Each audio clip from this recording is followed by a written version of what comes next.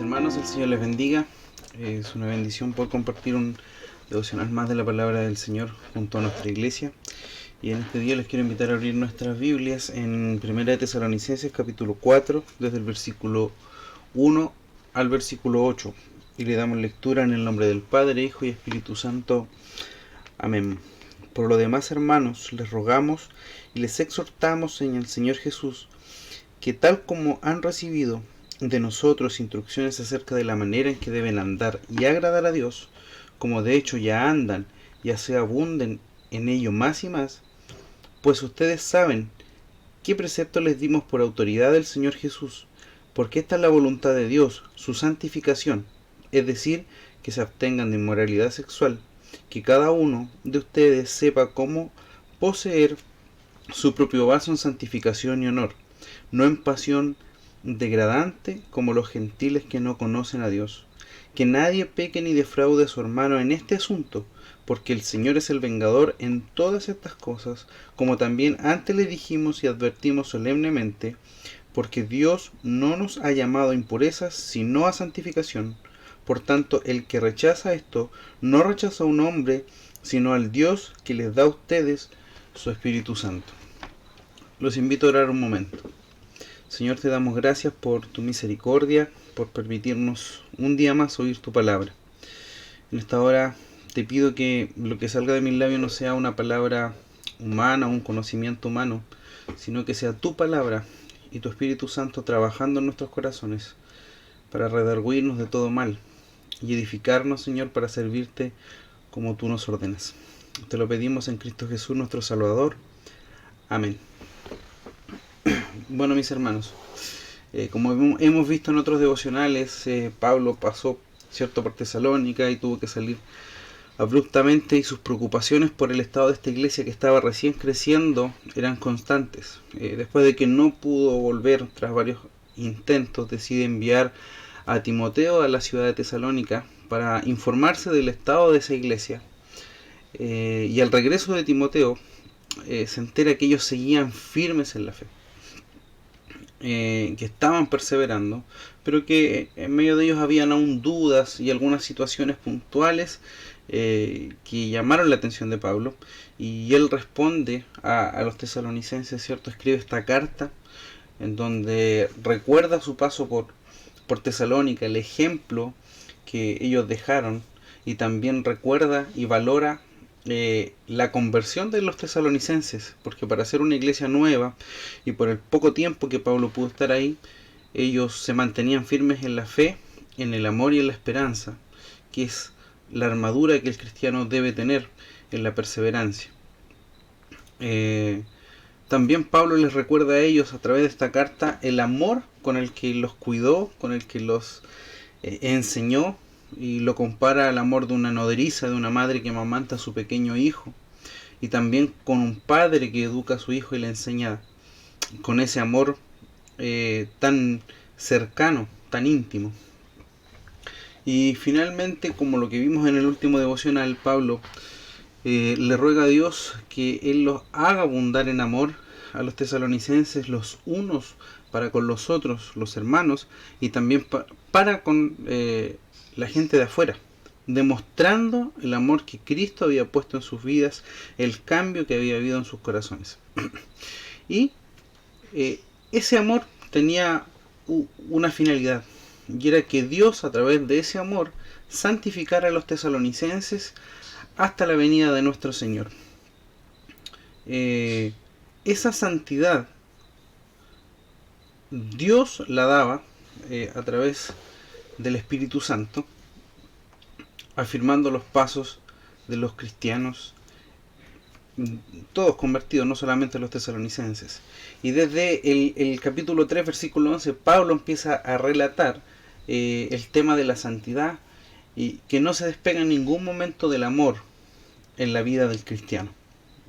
Cuando vemos aquí el versículo 1, donde dice: por lo demás, hermanos, les rogamos y exhortamos en el Señor Jesús, que tal como han recibido de nosotros instrucciones acerca de la manera que deben andar y agradar a Dios, como lo han hecho y andan, así abunden en ello más y más,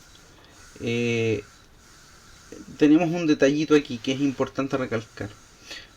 Pablo, cuando dice por lo demás, no está anunciando, lamentablemente las traducciones lo dan por lo demás, pero Pablo no está terminando una carta, sino que está cambiando un tema. Y después de haber elogiado, recordado un montón de cosas, aquí ya comienza a dar instrucciones. Es por consiguiente ahora y empieza a dar instrucciones. Y Pablo les exhorta y les ruega que, tal como ellos ya previamente habían recibido instrucciones de cómo debían comportarse, pero la forma en la que está escrito en el original es con la forma en que está haciendo necesario constantemente estar caminando y estar agradando a Dios. Y así como de hecho ya andan o están andando, así estén abundando. Todas estas palabras están en presente continuo, infinitivo. Es decir, es un caminar constante del cristiano el que debe tener. No es un momento, no es a ratos, no es pasado.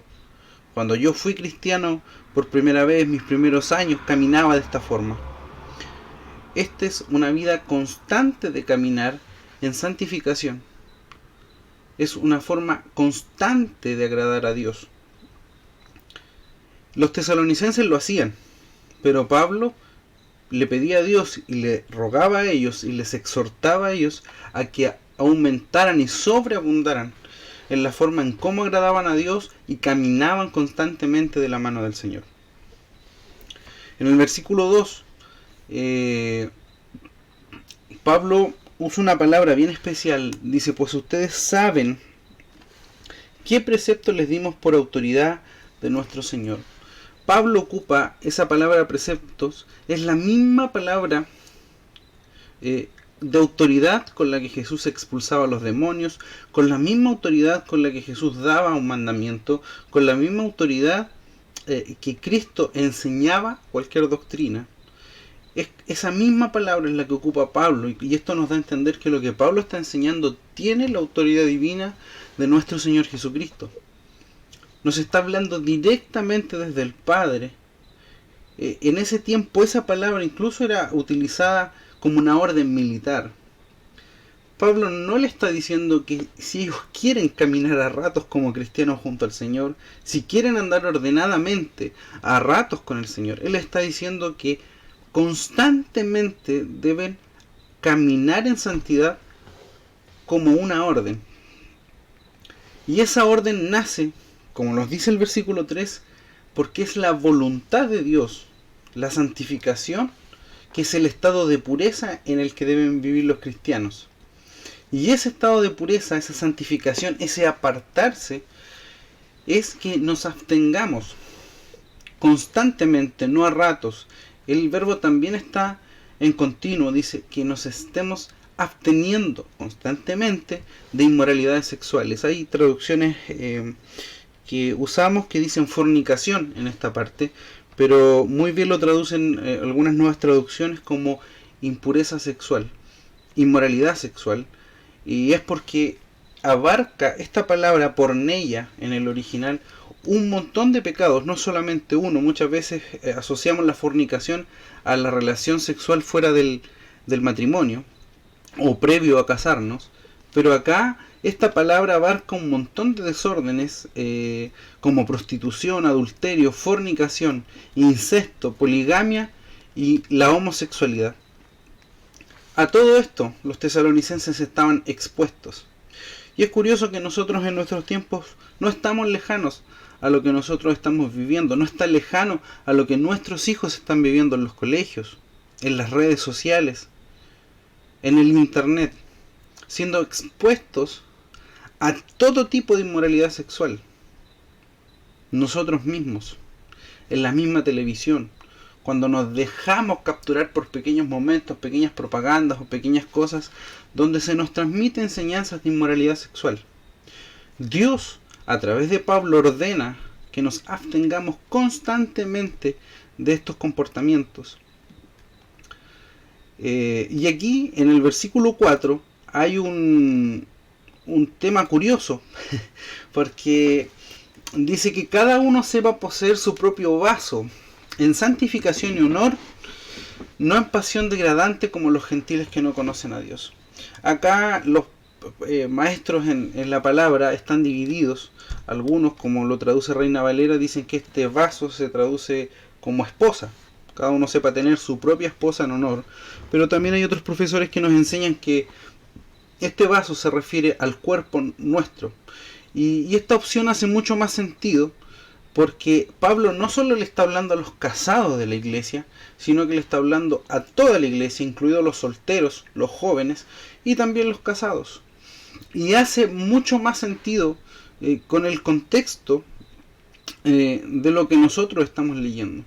Pablo nos está diciendo, sin dejar obviamente de cuidar a nuestro vaso que Dios nos ha dado, que es nuestra esposa, que nosotros debemos poseer nuestro propio cuerpo en santificación y honor a Él, en amor a nuestro Dios. No como los gentiles o como los inconversos muchas veces se dejan llevar y maltratan o mal usan su cuerpo para el pecado de la inmoralidad sexual. Y en el versículo 7 recalca esto, que Dios no nos ha llamado a impureza, sino a vivir en santificación, apartados para Dios, absteniéndonos en santidad para el Señor. Y aquí Dios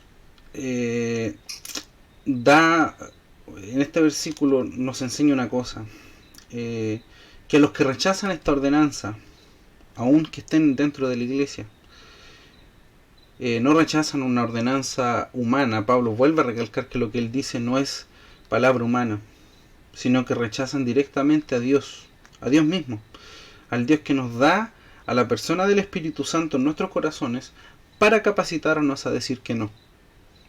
No tenemos excusa.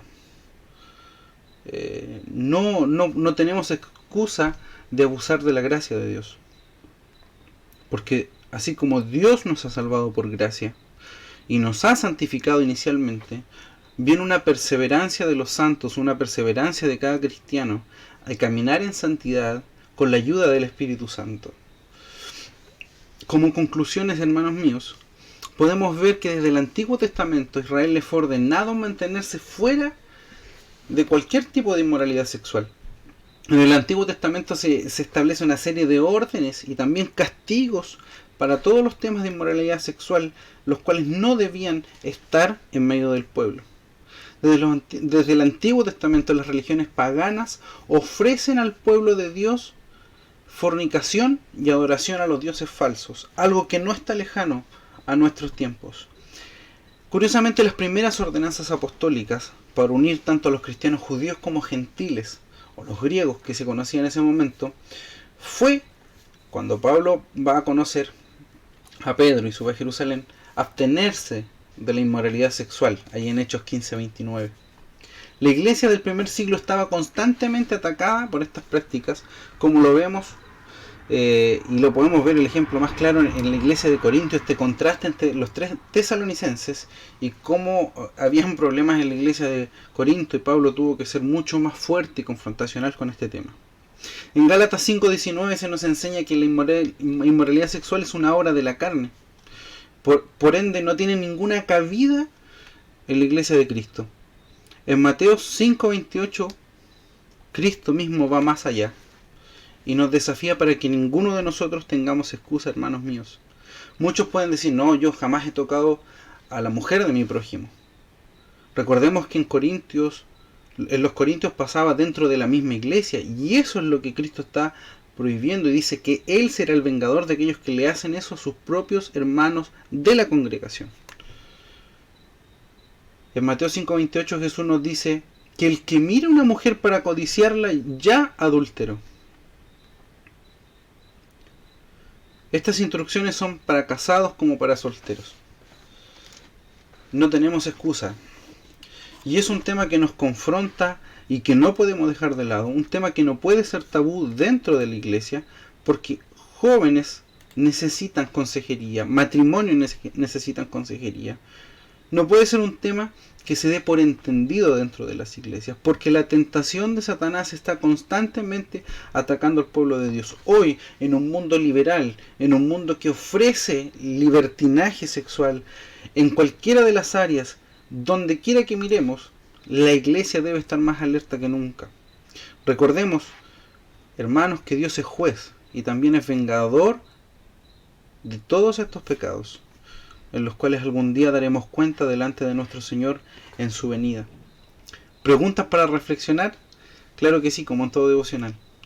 ¿Estamos como familias abordando estos temas dentro de los matrimonios con confianza?